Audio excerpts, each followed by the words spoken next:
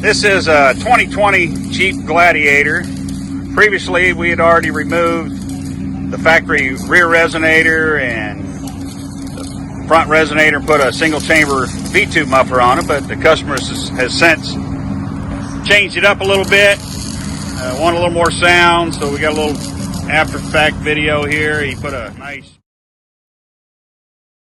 The vehicle doesn't even look the same anymore, but added a nice 6-inch exhaust tip on the back to give it a little bit more sound. See what it sounds like now.